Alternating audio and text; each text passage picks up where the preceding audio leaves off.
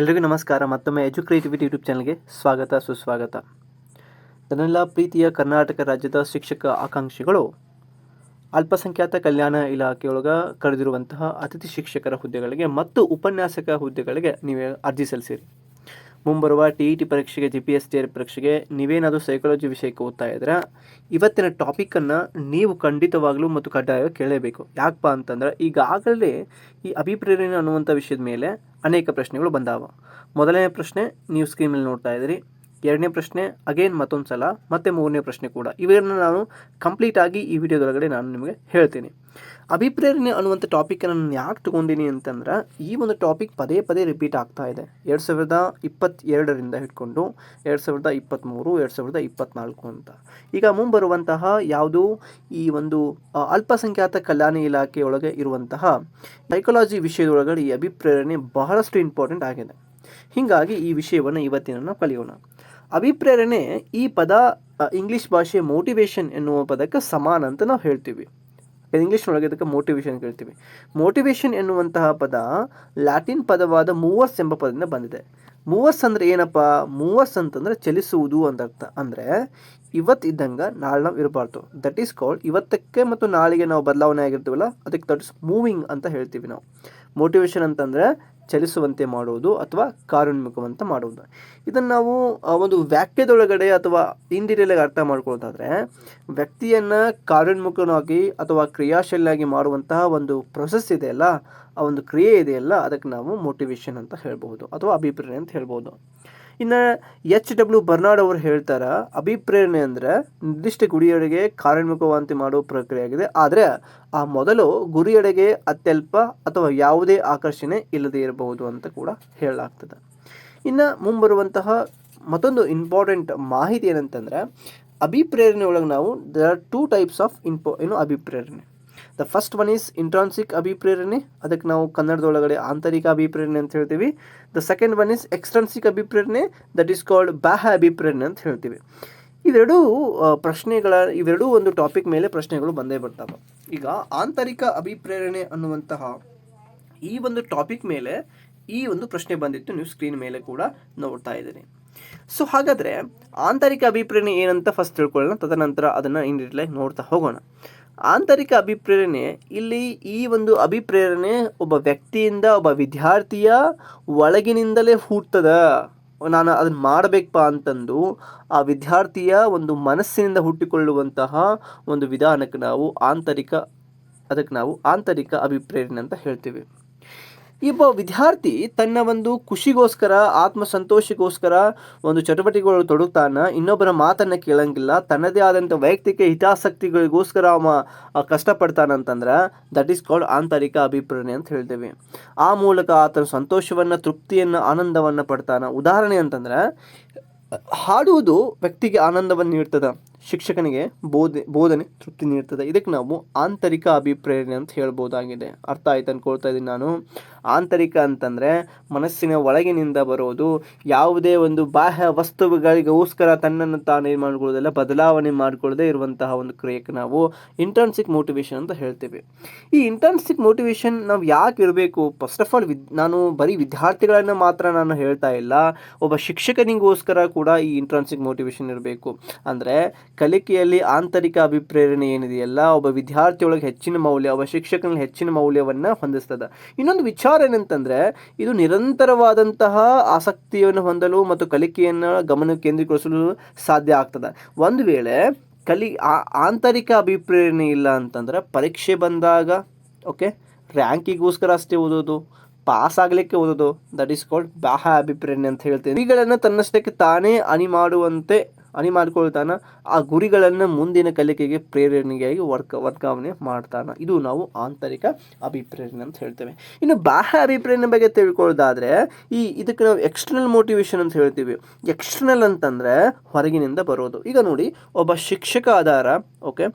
ಶಿಕ್ಷಕ ಒಬ್ಬ ವಿದ್ಯಾರ್ಥಿ ಇದ್ದಾನೆ.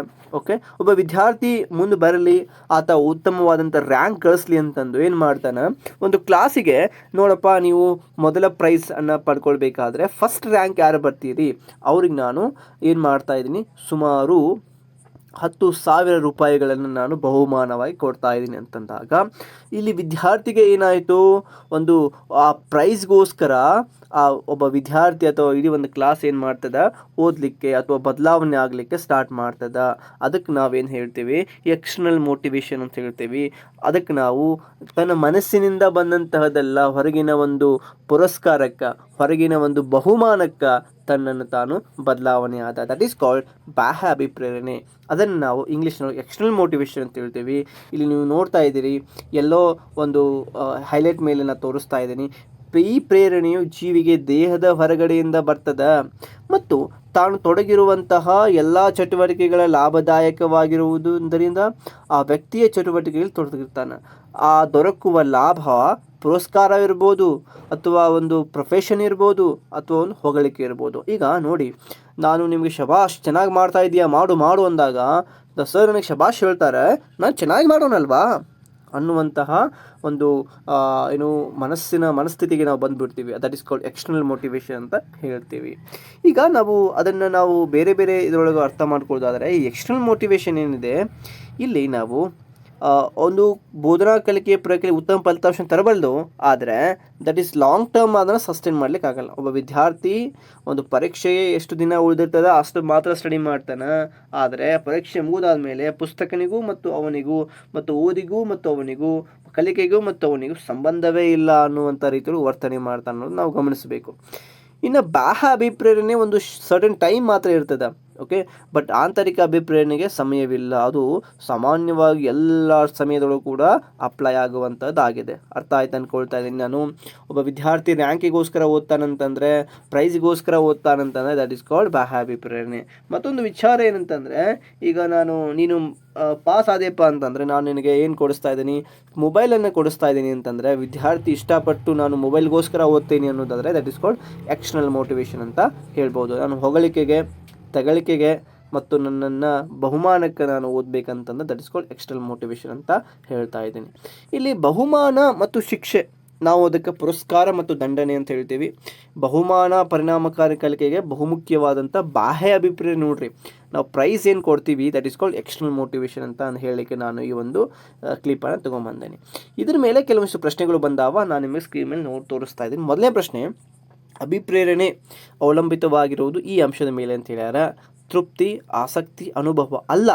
ಯಾಕೆ ಅಲ್ಲ ಅಂತಂದರೆ, ಅಭಿಪ್ರೇರಣೆಯನ್ನು ನಾನು ಪಡ್ಕೋಬೇಕಾದ್ರೆ ಅಲ್ಲಿ ಏನಿರಬೇಕು, ನೀಡ್ಸ್ ಇರಬೇಕು, ಅವಶ್ಯಕತೆ ಇರಬೇಕು. ನೀಡಿದರೆ ಮಾತ್ರ ಅಲ್ಲಿ ಏನಾಗ್ತದೆ, ಅಭಿಪ್ರೇರಣೆ ಉಂಟಾಗ್ತದೆ. ಈಗ ಅಭಿಪ್ರೇರಣೆ ಉಂಟಾಗಬೇಕು. ಫಾರ್ ಎಕ್ಸಾಂಪಲ್ ನಿಮ್ಗೆ ಕೊಟ್ಬಿಡ್ತೀನಿ ನಾನು.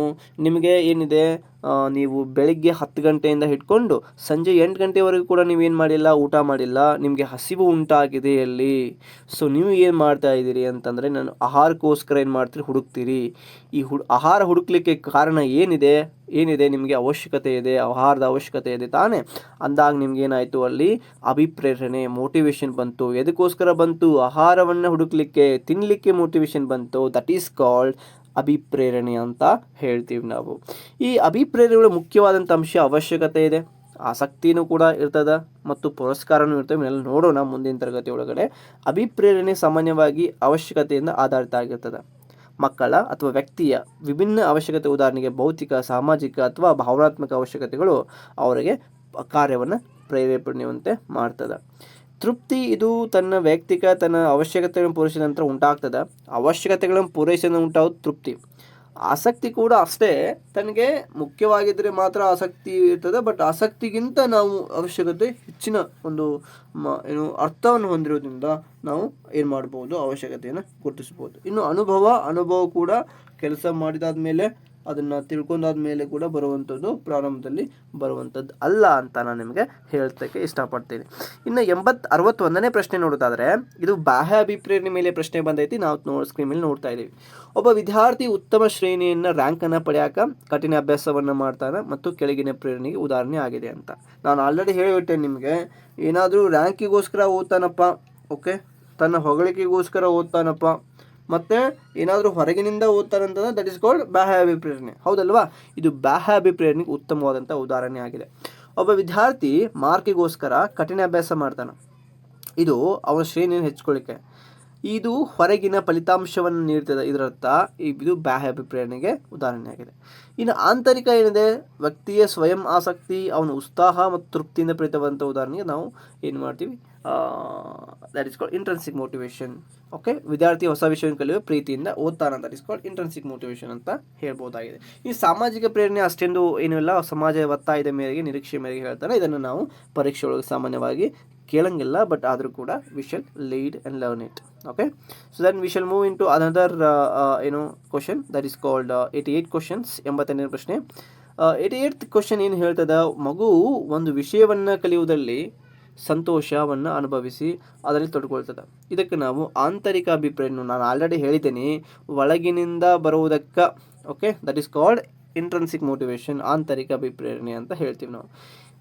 ಮಗು ಇದನ್ನು ಪ್ರಶ್ನೆ ಸರಿಯಾಗಿ ಇನ್ನೂ ಕೂಡ ಅರ್ಥ ಮಾಡ್ಕೊಂಡಿಲ್ಲ. ಒಂದು ಮಗುವಿದೆ, ವಿಷಯವನ್ನು ಕಲಿಯುವ ಸಂತೋಷವನ್ನು ಅನುಭವಿಸ್ತದೆ. ಅದು ಒಂದು ವೇಳೆ ಏನಾದರೂ ಆ ಮಗು ರ್ಯಾಂಕಿಗೋಸ್ಕರ ಅದು ಏನಾದರೂ ಆ ವಿಷಯವನ್ನು ಕಲಿತಾ ಇದ್ದರೆ that is called external motivation. ಅದೇ ಒಂದು ಮಗು ಚಾಕ್ಲೇಟಿಗೋಸ್ಕರ ಓದ್ತಾ ಇದೆ, that is called external motivation ಅಂತ ಹೇಳ್ತೀವಿ. ಇಲ್ಲಿ ಸಂತೋಷ ಅಂತ ಬಂದಾಗ, ಇಲ್ಲಿ ತೃಪ್ತಿ ಅಂತ ಬಂದಾಗ, ಓಕೆ, ಸಂತೋಷ, ತೃಪ್ತಿ ಮತ್ತು ಒಳಗಿನ ಆಸಕ್ತಿ ಅಂತ ಬಂದಾಗ, ಓಕೆ, ಏನನ್ನ ಕೂಡ ಪ್ರತಿಫಲಾಕ್ಷವನ್ನು ಬಯಸದೆ ಅಂತ ಇದ್ದಾಗ that is called internal, that is called external, ಅಥವಾ that is called internal motivation ಅಂತ ಕೂಡ ನಾವು ಹೇಳ್ತೇವೆ ಅಂತ. ಮಗು ಒಂದು ವಿಷಯವನ್ನು ಕಲಿಯುವುದರಲ್ಲಿ ಸಂತೋಷವನ್ನು ಅನುಭವಿಸಿ ಅದರಲ್ಲಿ ತೊಡಗೊಳ್ತದೆ. ಮತ್ತು ಅದೇ ರೀತಿಯಾಗಿ ಇದು ಆಂತರಿಕ ಅಭಿಪ್ರೇರಣೆ ಸೂಚಿಸ್ತದೆ. ಆಂತರಿಕ ಪ್ರೇರಣೆ ವ್ಯಕ್ತಿಯ ಹೃದಯದಿಂದ ಅಥವಾ ಅವನ ಮನೋಭಾವದಿಂದ ಪ್ರೇರಣೆಯಾದಂಥ ಹೊರಗಿನ ಪ್ರೋತ್ಸಾಹ, ಬಾಹ್ಯ ಅಭಿಪ್ರೇರಣೆ ಇಲ್ಲದೆ ತನ್ನ ಆಸಕ್ತಿಯಿಂದ ಸಂಭ್ರಮದಿಂದ ಕಲಿಕೆ ನಡೆಯೋಕ್ಕೆ ನಾವು ಆಂತರಿಕ ಅಭಿಪ್ರೇರಣೆ ಅಂತ ಹೇಳ್ತೀವಿ. ಈಗ ಮಗು ತನ್ನ ಒತ್ತಡಗಳ ಅಥವಾ ಇತರೆ ಪ್ರೇರಣೆ ಇಲ್ಲದೆ ಸ್ವತಃ ವಿಷಯವನ್ನು ಕಲಿಯುವ ಆನಂದ ಅನುಭವಿಸುವುದು ಆಂತರಿಕ ಅಭಿಪ್ರೇರಣೆ ಭಾವವನ್ನು ಸೂಚಿಸ್ತದೆ. ಅದನ್ನು ನಾವು ಅರ್ಥ ಮಾಡ್ಕೊಳ್ಬೇಕಾಗಿರೋದು. ಇನ್ನು ಮುಂದಿನ ಒಂದು ಕೊನೆಯ ಪ್ರಶ್ನೆ ನೋಡೋದಾದರೆ, ಎಕ್ಸಾಕ್ಟ್ಲಿ ಬಾಹ್ಯ ಅಭಿಪ್ರೇರಣೆಗೆ ಒಂದು ಉತ್ತಮವಾದ ಉದಾಹರಣೆ ಆಗಿದೆ. ಯಾವುದು ಉದಾಹರಣೆ ಅಂತ ಕೇಳ್ಯಾರ ಅವರು. ಒಂದು ಮಗು ಮನೆಗೆಲಸವನ್ನು ಮಾಡಿ ಸ್ವಯಂ ಕಲಿಯುವುದು, ಇದು ಆಂತರಿಕ ಅಭಿಪ್ರೇರಣೆ, ಇದು ತಪ್ಪಾಗಿದೆ. ಒಂದು ಮಗು ವಿಷಯಗಳು ಅರ್ಥ ಮಾಡಿಕೊಳ್ಳಲು ಮನೆ ಕೆಲಸವನ್ನು ಮಾಡುವುದು, ಇದು ಕೂಡ ಆಂತರಿಕ ಅಭಿಪ್ರೇರಣೆಯಾಗಿದೆ. ಶಿಕ್ಷಕರು ಪ್ರತಿ ಮನೆ ಕೆಲಸಕ್ಕೆ ಅಂಕವನ್ನು ನೀಡ್ತಾರೆ ಎಂಬುದನ್ನು ಮಗು ಮನೆ ಕೆಲಸವನ್ನು ಮಾಡ್ತದ ನೋಡ್ರಿ. ಓಕೆ, ಒಂದು ಮಗು ಮನೆ ಕೆಲಸ ಮಾಡಿ ಸಂತೋಷ ಪಡುವುದು, that is called internal motivation. ಹೀಗಾಗಿ option 3 is the right answer. ಯಾಕೆ ರೈಟ್ ಆನ್ಸರ್ ನೋಡ್ರಿ, ಒಂದು ಮಗು ಏನಿದೆ ಮನೆ ಕೆಲಸ ಮಾಡಿದರೆ, ಟೀಚರ್ ಮನೆ ಕೆಲಸ ಮಾಡಿದರೆ, ಹೋಮ್ವರ್ಕ್ ಮಾಡಿದರೆ, ಓಕೆ, ಏನು ಮಾಡ್ತಾರೆ, ಟೀಚರ್ದು ಹೋಮ್ವರ್ಕ್ ಮಾಡಿದರೆ ಚೆನ್ನಾಗಿ ನನಗೆ ಮಾರ್ಕ್ಸ್ ಕೊಡ್ತಾರಪ್ಪ ಅಂತ ಏನು ಮಾಡ್ತೈತಿ ಮಗು ನಂಬ್ತೈತಿ, ಅಥವಾ ಅದನ್ನು ಏನು ಮಾಡ್ತೈತಿ, ಅದನ್ನು ಅಂಶವನ್ನು ಮನಸ್ಸಿಗೆ ಇಟ್ಕೋತೈತಿ. ಅವಾಗ ಏನಾಗ್ತದೆ, ಅಲ್ಲಿ ಎಕ್ಸ್ಟರ್ನಲ್ ಆಗಿ ಬಂತಲ್ಲ ಮೋಟಿವೇಶನ್, ಇಂಟರ್ನಲ್ ಆಗಿ ಬರಲಿಲ್ಲ. ಸೊ ಹೀಗಾಗಿ the external factors that is affected by the children ಅಂತ ಹೇಳ್ಬೋದು ನಾವು. ಅದಕ್ಕೋಸ್ಕರನೇ option 3 is a right answer. ನೋಡ್ರಿ, ಇಲ್ಲಿ ಎಕ್ಸ್ಟರ್ನಲ್ ಮೋಟಿವೇಶನ್ ಅಂತಂದರೆ ವ್ಯಕ್ತಿಯ ಹೊರಗಿನ ಬಹುಮಾನ, ಶ್ಲಾಘನೆ, ಅಂಕ, ಶಿಕ್ಷೆ ಇತ್ಯಾದಿ ಪ್ರಭಾವದಿಂದ ಕಾರ್ಯ ಮಾಡೋದಕ್ಕೆ ನಾವು ಎಕ್ಸ್ಟರ್ನಲ್ ಮೋಟಿವೇಶನ್ ಅಂತ ಹೇಳ್ತೇವೆ. ಅರ್ಥ ಆಯ್ತು ಅಂದ್ಕೊಳ್ತಾ ಇದ್ದೀನಿ ನಾನು. ಅದೇ ರೀತಿ ಮನೆ ಕೆಲಸವನ್ನು ಶಿಕ್ಷಕರು ಅಂಕ ನೀಡ್ತಾರೆ ಅನ್ನೋ ಕಾರಣ ಹಿಡ್ಕೊಂಡು ಆ ಮಗು ಕೃತಕವಾಗಿ ಹೊರಗಿನ ಬಹುಮಾನವನ್ನು ನಿರೀಕ್ಷಿಸಿದ ತನ್ನ ಈ ಒಂದು ಪ್ರೇರಣೆ ಆಗಿದೆ, ಕಾಲ್ಡ್ ಬಾಹ್ಯ ಅಭಿಪ್ರೇರಣೆ ಅಂತ ನಾವು ಹೇಳ್ಬೋದಾಗಿದೆ. ಅರ್ಥ ಆಯ್ತು ಅಂದ್ಕೊಳ್ತಾ ಇದ್ದೀನಿ. ನಾವು ಪ್ರತಿಯೊಂದು ಪರೀಕ್ಷೆಯಲ್ಲಿ ಕೂಡ ನಾವೇನು ಮಾಡ್ತೀವಿ, ಇಂಟರ್ನಲ್ ಮೋಟಿವೇಶನ್ ಮತ್ತು ಎಕ್ಸ್ಟರ್ನಲ್ ಮೋಟಿವೇಶನ್ ಏನಿದೆ, ಸೊ ಬಹಳಷ್ಟು ಪ್ರಶ್ನೆಗಳು ಬರೋದರಿಂದ ಇದು ಬಹಳ ಇಂಪಾರ್ಟೆಂಟ್ ಆಗಿದೆ. ಐ ಹೋಪ್ ಈ ಒಂದು ವಿಡಿಯೋ ನಿಮ್ಮೆಲ್ಲ ಮುಂದಿನ ಒಂದು ಪರೀಕ್ಷೆಯ ತಯಾರಿಗೋಸ್ಕರ ಮತ್ತು ಮುಂಬರುವ ಅಲ್ಪಸಂಖ್ಯಾತರ ಒಂದು CET ಪರೀಕ್ಷೆಗೆ ಬಹಳಷ್ಟು ಉಪಯುಕ್ತಕಾರಿ ಆಗ್ತದೆ ಅನ್ನೋ ಕೂಡ ನನ್ನ ಅನಿಸಿಕೆ. ಮತ್ತು ಇದರ ಮೇಲೆ ಒಂದು ಕಡ್ಡಾಯವಾಗಿ ಒಂದು ಪ್ರಶ್ನೆ ಬಂದೇ ಬರ್ತದೆ. ದಯವಿಟ್ಟು ಈ ಒಂದು ಟಾಪಿಕನ್ನು ಸರಿಯಾಗಿ ಅರ್ಥ ಮಾಡ್ಕೊಳ್ಳಿ ಮತ್ತು ಹೆಚ್ಚಿನ ಒಂದು MCQವನ್ನು ಬಿಡಿಸುವಂಥ ಪ್ರಯತ್ನವನ್ನು ಮಾಡಿ. ಮತ್ತು ಮುಂದಿನ ಒಂದು ತರಗತಿಯೊಳಗೆ ನಾವು ಈ ಒಂದು ಶೈಕ್ಷಣಿಕ ಮನೋವಿಜ್ಞಾನದೊಳಗೆ ವಿಶೇಷವಾಗಿ ಅಲ್ಪಸಂಖ್ಯಾತ ಕಲ್ಯಾಣ ಶಾಲೆಗೆ ಇಂಪಾರ್ಟೆಂಟ್ ಇರುವಂಥ ಹಾಟ್ ಟಾಪಿಕ್ಸ್ಗಳನ್ನು ಚರ್ಚೆ ಮಾಡೋಣ ಮತ್ತು ಕಲಿಯೋಣ ಅಂತ ಹೇಳ್ತಾ, ನಿಮ್ಮ ಫ್ರೆಂಡ್ಸಿಗೂ ಕೂಡ ಈ ಒಂದು ವಿಡಿಯೋವನ್ನು ತಲುಪಿಸ್ರಿ ಅಂತ ಹೇಳ್ತಾ ಮತ್ತೆ ಮುಂದಿನ ವಿಡಿಯೋದೊಳಗೆ ಭೇಟಿ ಆಗೋಣ. ನಮಸ್ಕಾರ, ಬಾಯ್, ಹ್ಯಾವ್ ಅ ಗುಡ್